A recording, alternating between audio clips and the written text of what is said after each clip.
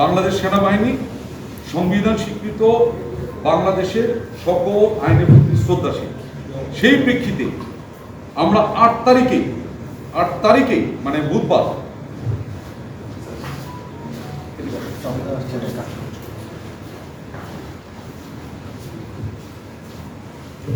8 তারিখে আমরা যেটা করেছি, এই যে অফিসারদের নাম আসছে এর ভিতরে কেউ আছে অবসরপ্রাপ্ত, কেউ আছে এলপিআর মানে হচ্ছে লিভ বাই রিটায়ারমেন্ট, মানে পিআরএল যেটা অনেকে বলেন, আর অনেকে আছেন অ্যাক্টিভ সার্ভিস। আমি সংখ্যাটা দিলে আপনাদের একটু সুবিধা হবে, যদি আপনারা সবাই চাষিকে দেখেছেন।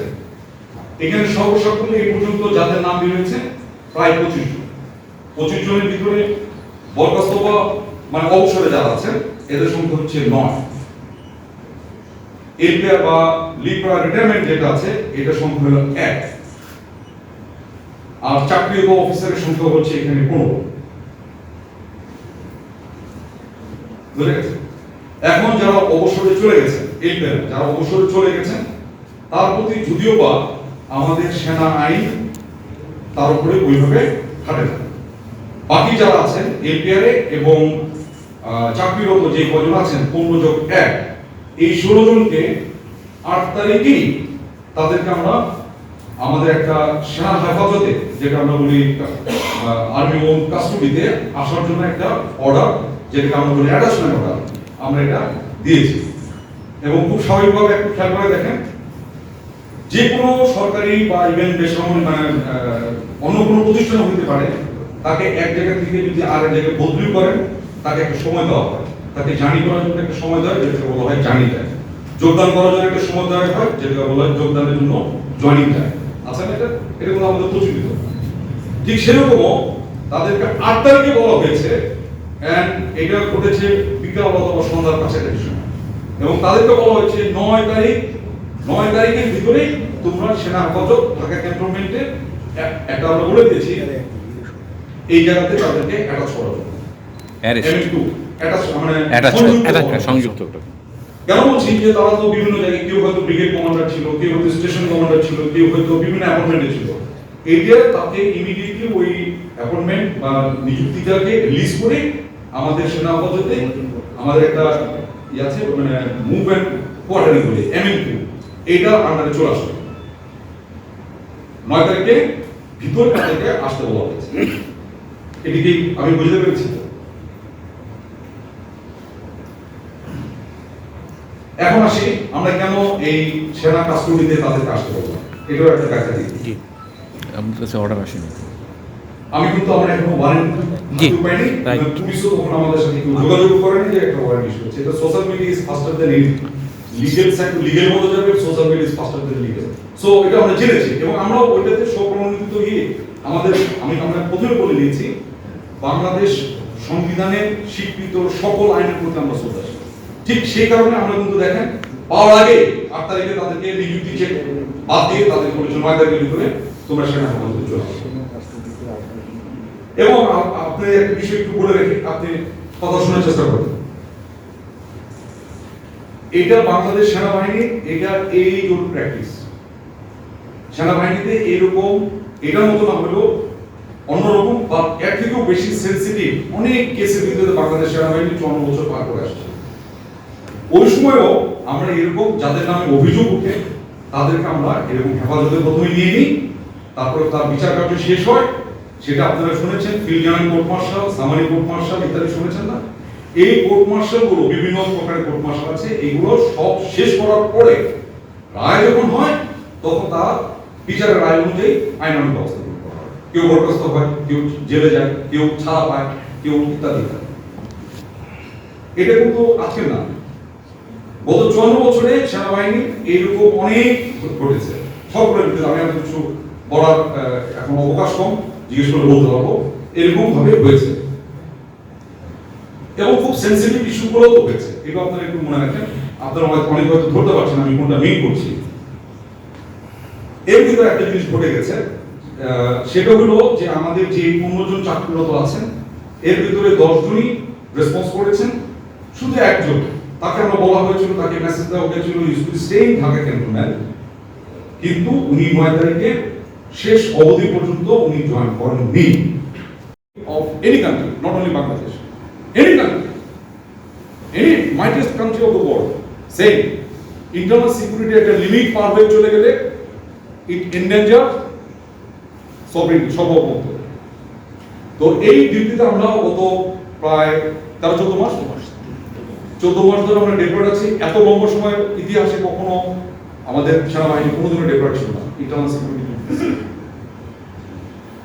এবং আপনাদেরকে আশ্বস্ত করি, আমাদের যেটা বললাম ডাবল ফোর ইন্টারনাল সিকিউরিটি, আমাদের অবশ্যই সিকিউরিটি সিনারিও উন্নতি করতেই হবে। এটা আমরা কন্টিনিউয়াসলি জারি রাখবো, জারি আছে।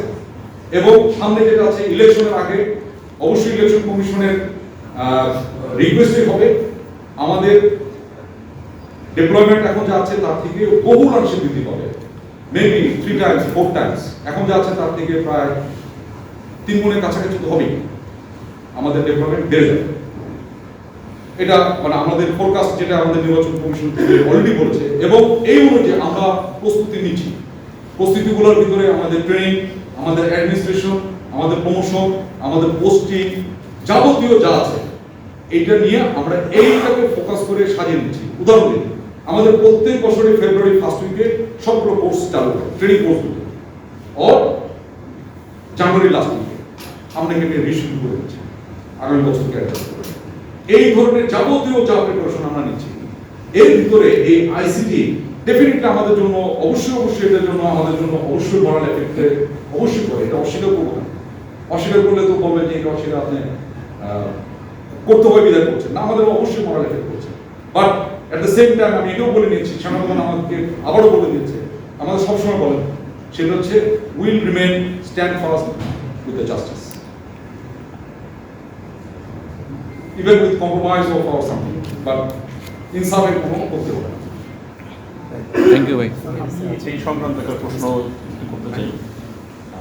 যেহেতু সেনাবাহিনী নির্বাচনের সময় একটা ভূমিকা রাখবে, এখন নির্বাচন কন্ডাক্টে আমরা অনেক বড় ভূমিকা রাখবো ইনশাআল্লাহ। এখন মানে আজকে যেটা হচ্ছে শেষ করে তারা বলছেন যেহেতু সরকার বিচারের নামে একটি স্পর্শকাতর জায়গায় হাত দিয়েছে, তাহলে নির্বাচনে একটি বিরূপ প্রভাব পড়তে পারে। এই বিষয়টা জাতীয় পার্টির আজকে পলিটিক্যাল পার্টি বলেছে, আমি এটা রেসপন্স দিব, এটা আসলে ঠিক হবে না। বাট আমরা সেনাবাহিনী দেশের জন্য, কোনো পলিটিক্যাল পার্টিটার জন্য না, কে কি বলবো এটা না। আমাদের দিকে অনেক জায়গায় মোটো আছে, আমাদের মোটোতে লেখা আছে আমরা দেশের জন্য, দেশের জন্য যেটা সবচেয়ে ভালো হবে আমরা চেষ্টা করবো আমাদের জীবন দেওয়ার জন্য। দেশের জন্য যেটা ভালো হবে এটার জন্য আমরা জীবন দেওয়ার চেষ্টা করবো। এখন ওই কেউ কুচাল আমি লাভ তুলতাম, আমার এরকম কোনো আমাদের ফোকাস একটাই, জাতি পুরো ওয়েট করছে একটা খুব ভালো একটা ক্রেডিবল একটা ইলেকশন জন্য। আমরা আমাদের আপ্রাণ চেষ্টা করবো একটা ক্রেডিবল ইলেকশন করতে সকলকে নিয়ে, এবং এটা আমাদের যেরকম দায়িত্ব কিন্তু সকলের দায়িত্ব, আপনাদেরও দায়িত্ব, আমার পাশে যে বসে আছে তারও দায়িত্ব আছে, সকলের দায়িত্ব। আমরা চেষ্টা করবো, ত্রুটি করবো না, একটা ক্রেডিবল খুব ভালো মানুষের যাতে আশা পূরণ হয় এরকম একটা ইলেকশনকে কন্ডাক্ট করা। Thank you. যদিও নির্বাচন কমিশন ইজ দ্য মেইন, বাট আমরা 4-5 আগস্টের রামপুরা ইনসিডেন্সের উপর ভিত্তি করে, তাই তো ঠিক এটুকু তো আমরা সবাই জানি। তো এইটা ঘটার পরে যেটা হলো, ওখানে কতগুলো কথা বলা ছিল, যেমন ধরেন সাথে সাথে ওয়ারেন্ট অফ অ্যারেস্ট ওয়ারেন্ট যেটা, সেটাও ইস্যু হয়ে যায়। ইস্যুটার ক্ষেত্রে আপনারা সাংবাদিক আমাদের থেকে আপনারা এটা বেশি জানেন। সেটা হচ্ছে যে এই ওয়ারেন্ট ইস্যু করে ট্রাইব্যুনাল থেকে, করার পরে এটা কার কাছে যায়? পুলিশের কাছে, আইজিপির কাছে যায়। তাকে একটা ডেট দেওয়া আছে, 22 তারিখের ভিতরে এটা তাকে কার্য সমাপ্ত করতে বলেছে। আর এখানে অনুলিপি হিসেবে, অনুলিপি পর্যন্ত মানে ফটোকপি বা অ্যানাদার কপি, এগুলো কপি হিসাবে আমাদের বিভিন্ন অ্যাপয়েন্টমেন্ট যারা আছে তাদের কাছে একটা করে অনুলিপি। আমরা এটা সোশ্যাল মিডিয়াতে দেখেছি এবং টিভির স্টলে কেউ কেউ এটা দিতে পেরেছেন, কেউ কেউ দিতে পারে না, বাট আমরা সোশ্যাল মিডিয়াতে দেখেছি এরকম চার্জশিটের অনুলিপির ভিতরে কারো করা আছে। আমরা অদ্যবধি পর্যন্ত কোনো এই যে যেটা বললাম অ্যারেস্ট ওয়ারেন্ট এখন পর্যন্ত, তো আমাদের বোর্ড যদিও বা ছিল 5 তারিখ থেকে 11 তারিখ পর্যন্ত, তো আমাদের প্রমোশন বোর্ড শেষ হয়ে যায় 8 তারিখ সন্ধ্যা থেকে। এই বোর্ডগুলো শুরু হয় যখন এটা একটা ক্লোজ করে আমাদের এটা হয়, তখন আমরা মোবাইল থেকে শুরু করে কোনো ইলেকট্রনিক্স ডিভাইস আমরা ভিতরে নিতে পারি না।